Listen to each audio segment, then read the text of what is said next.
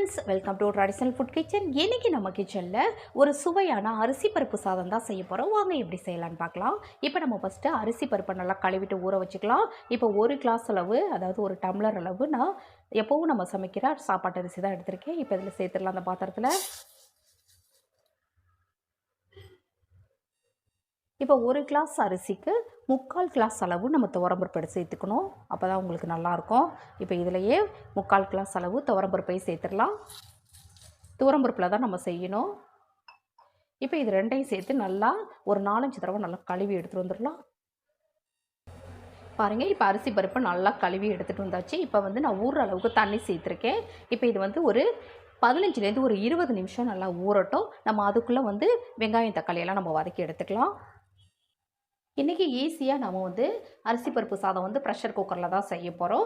இப்போ ஒரு குக்கரை வச்சுருக்கேன். இப்போ இதில் 2 டீஸ்பூன் அளவுக்கு எண்ணெய் சேர்த்துடலாம்.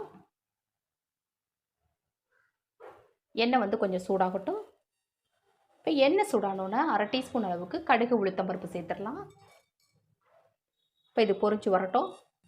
இப்போ கடுகு பொரிஞ்சதுக்கு பிறகு இதில் ஒரு 5-6 மிளகு, நிறைய சேர்க்க வேண்டாம், 5-6 மிளகு மட்டும் சேர்த்துக்கலாம்.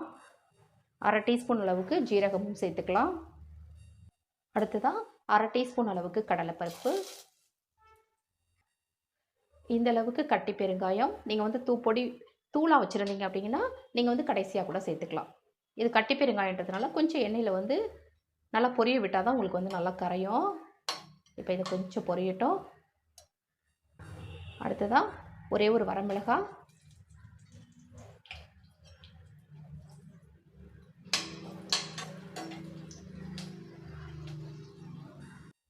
அடுத்ததாக ஒரு கைப்பிடி அளவுக்கு சின்ன வெங்காயம்,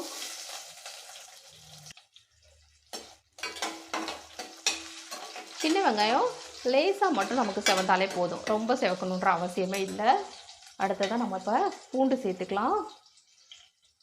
ஒரு 10-12 பல் பூண்டு இந்த மாதிரி கட் பண்ணி வச்சுருக்கேன், அதையும் சேர்த்துடலாம்.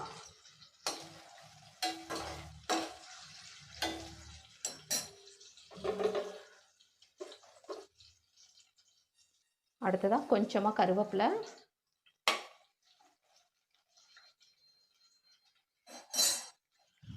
இப்போ நம்ம தக்காளி சேர்த்துடலாம். நான் ஒரு 2 தக்காளி கட் பண்ணி வச்சுருக்கேன், இப்போ அதையும் சேர்த்துக்கிறேன். உங்களுக்கு தக்காளி நல்ல குழைய கொஞ்சம் நல்லா வெந்து வரட்டும். தக்காளி நல்லா அது மாதிரி கொஞ்சம் குழையாக வந்துருச்சு. இப்போ நம்ம மசாலா சேர்த்துடலாம். 1/4 டீஸ்பூன் அளவுக்கு மஞ்சள் பொடி சேர்த்துக்கிறேன். 1 டீஸ்பூன் அளவுக்கு தனி மிளகாய் தூள், 1/2 டீஸ்பூன் அளவுக்கு மல்லித்தூள் சேர்த்துக்கிறேன்.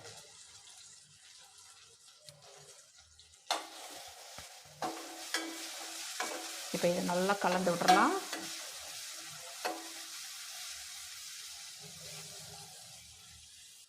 இப்போ நம்ம தண்ணி சேர்த்துக்கலாம். இப்போ எல்லாமே நல்லா வதங்கிடுச்சு.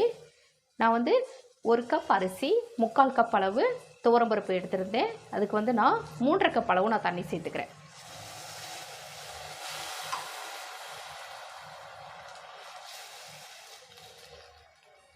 இப்போ நான் 3.5 கப் அளவு தண்ணி சேர்த்துருக்கேன். இப்போ தேவையான அளவு உப்பு சேர்த்துடலாம்.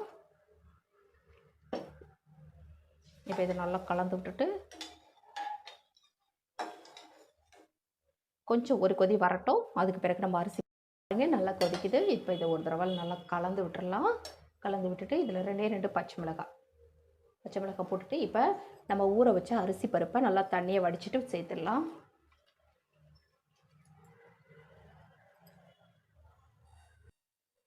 இப்போ இதை ஒரு தடவை நல்லா கலந்து விட்டுறலாம்.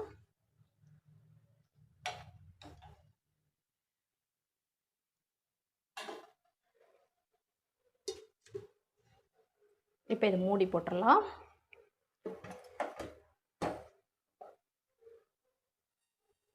இப்போ இதை வெயிட் போட்டு ஒரு 2லேருந்து ஒரு 3 விசில் வச்சோம் அப்படின்னா உங்களுக்கு நல்லா வெந்து வந்துடும். இப்போ ஒரு 3 விசில் வச்சதுக்கு பிறகு அதுக்கு பிறகு நம்ம பார்க்கலாம். இப்போ நம்ம திறந்து பார்க்கலாம். நான் 3 விசில் வச்சதுக்கு பிறகு ஒரு 10 நிமிஷத்துக்கு அப்புறமா நான் திறந்து பார்க்குறேன். பாருங்கள், நல்லா உதிரி உதிரியாகவே வந்திருக்கு. இப்போ இதில் நல்லா உருக்கிட்டு நெய் சேர்த்துக்கோங்க. நம்ம உருக்கிட்டு நெய் சேர்க்கும்போது தான் ரொம்ப நல்லது. இப்போ இதில் 1 டீஸ்பூன் அளவுக்கு உருக்கிய நெய் சேர்த்துக்கிறேன்.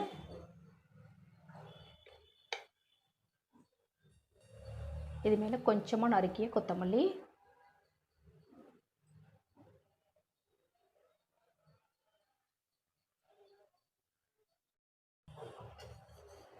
இப்போ கலந்து விட்டுறலாம். பாருங்கள், நல்லா உதிரி உதிரியாகவே வந்திருக்கு. நல்லா கமகமன்னு அரிசி பருப்பு சாதம் ரெடி ஆகிடுச்சு. நம்ம வந்து குழந்தைங்களுக்கு ஸ்கூல் லஞ்ச் பாக்ஸுக்கு கூட இதை ரெடி பண்ணி கொடுக்கலாம். டேஸ்ட்டும் ரொம்ப நல்லாயிருக்கும்.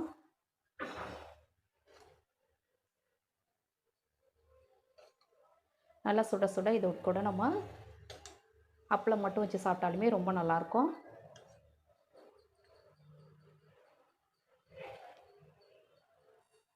இந்த மாதிரி அரிசி பருப்பு சாதம் செஞ்சு பாருங்கள், ரொம்ப சூப்பராக இருக்கும். நான் செய்த இந்த வீடியோ உங்களுக்கு பிடிச்சிருந்ததுன்னா மறக்காமல் உங்கள் ஃப்ரெண்ட்ஸ், ரிலேட்டிவ்ஸ் எல்லாருக்கும் ரொம்ப ரொம்ப ஷேர் பண்ணுங்கள், லைக் பண்ணுங்கள். நம்ம சேனலை மறக்காமல் சப்ஸ்கிரைப் பண்ணி சப்போர்ட் பண்ணுங்கள் ஃப்ரெண்ட்ஸ். தேங்க்யூ.